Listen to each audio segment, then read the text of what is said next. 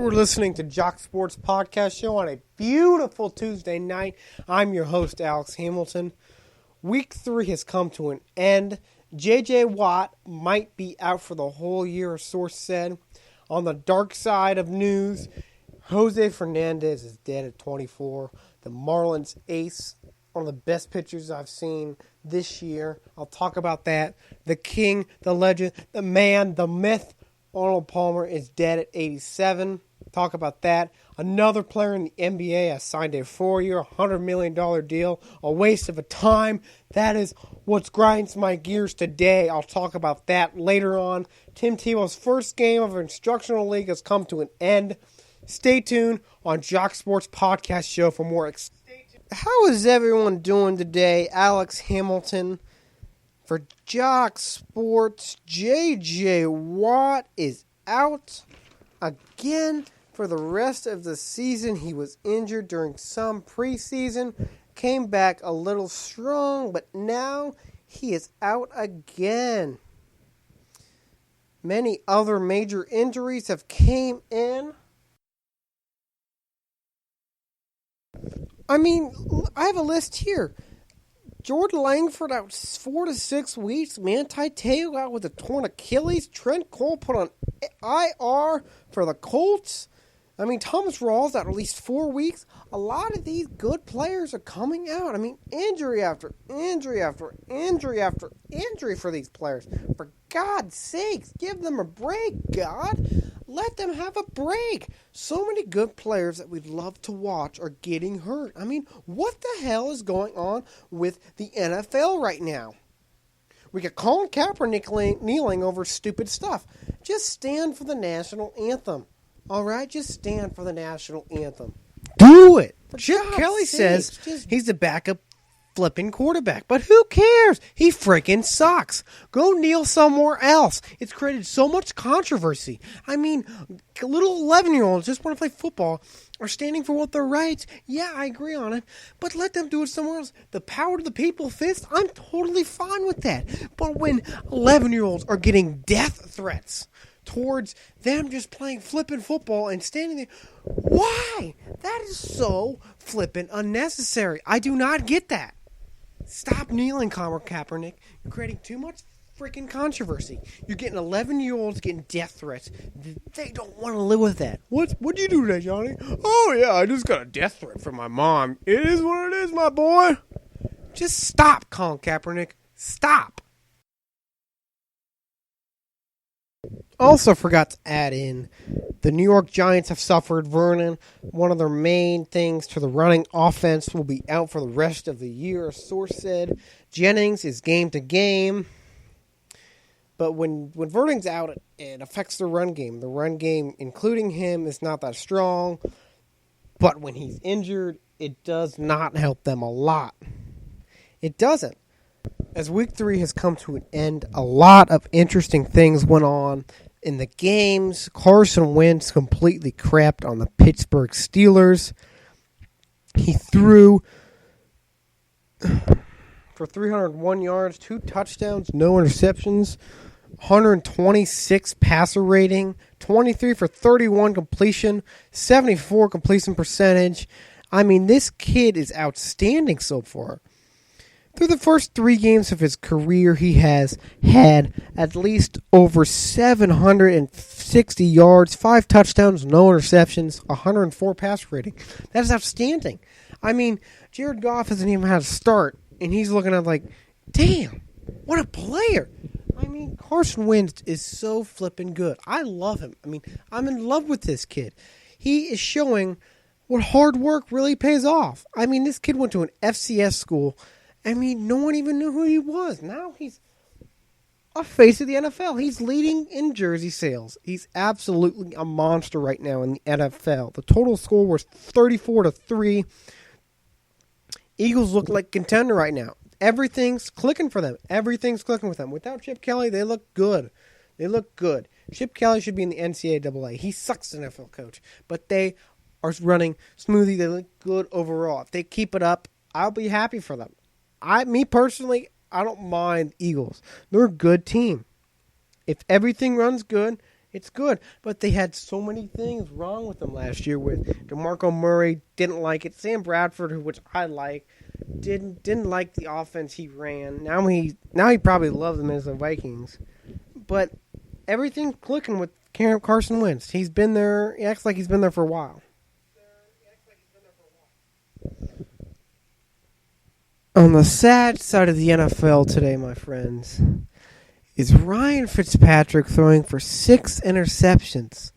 How in the hell does that happen? The last time that happened was the greatest of all time, Peyton Manning. He threw it on November 11, 2007 against the Chargers. The Chargers, my friends. Who picks it 6 times against the Chargers? I mean, he's destined for Hall of Fame, I guess, now Fitzpatrick is. With that beard, he's destined for Hall of Fame, my friends. I mean, the 24-3 loss against the Chiefs makes the Chiefs look like a powerhouse on defense, which their defense is good. But, 20 for 44, 45.5 completion percentage, 188 yards, 0 touchdowns. 0, my friends. 0. And 6 interceptions. I mean, that's terrible.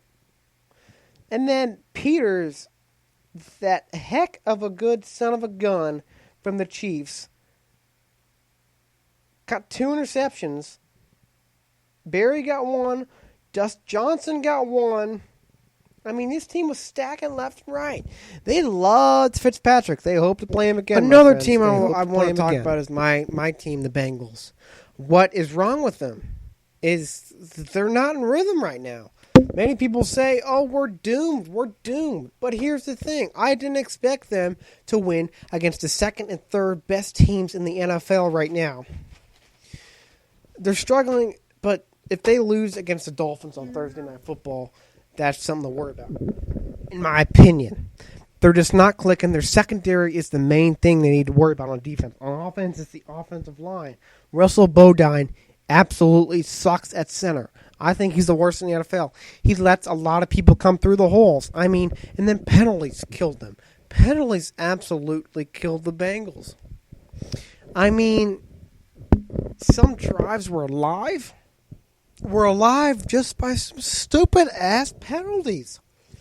Like some were on Carlos Dansby on a third down that led to a score.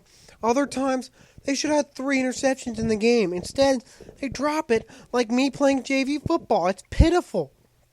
Sean Williams should have had an interception against the Jets a couple weeks ago. Then Sean Williams, again, dropped a ball right flipping to him. That grinds my flipping gears. It's outrageous. Catch the ball. You know how to catch a ball. Catch it. I mean, right to him, and then it ends up as a touchdown for them. Bengals should at least been closer than the score was, or they at least should have won it. They could have. They both had a chance. They opened the window. Broncos opened the window for the Bengals to win the games, and the Steelers did too. They didn't capitalize, and that's why they're 1-2. A lot of good teams are 1-2, my friends, but don't worry about it. All these teams will be fine and will make the playoffs. The man, the myth, the legend, Arnold Palmer. He helped transform golf into one of the popular sports in America. He influenced so many people to try the game. He influenced many greats like Jack Nicklaus, Tiger Woods, Phil Mickelson. He made the game how great it was today. He influenced so many people. He influenced a drink that so many people liked. At the same time, when people met him, he acted like he knew you for so many years. He impacted me by the drink he had, and it has made me love Arnold Palmer. I didn't see what he did in golf, but 7 major championships is pretty damn good. Back in the day, where clubs were wooden, as my friend said. And for that, we thank you, Arnold, and we will toast to you with an Arnold Palmer. Rest in peace, buddy. Dead at 87. There's no other way around it, my friends. The pain that many people have endured by the loss of Jose Fernandez is devastating, and is one of the most devastating news I've had to endure as a sports fan in a while. I enjoyed watching Jose Fernandez as a baseball fan. As many of you don't know who are sports fans that are my listeners, he was part of the Miami Marlins organization since 2012, won Rookie of the Year in 2013, had Tommy John surgery, came back, was phenomenal, 16-8, 2.56 somewhere around their ERA, 253 strikeouts, going to be a Cy Young winner in the near future, and then in a near instance like that, was just gone. Dead at 24. The worst part of the situation of Jose Fernandez dying is his girlfriend was pregnant when he passed away. So when the child was born, the child will never know who the hell the father was. It's the worst part. It hurts me because it's sad to see that the child will never know who the father was, like I said. But he's made such an impact, even at so young at 24, that the Miami Marlins are planning to retire his number 16, which will be the first number that the Miami Marlins are retired other than Jackie Robinson, which every other MLB team has retired. Rest in peace, Jose Fernandez. Your remembrance in you will never be forgotten.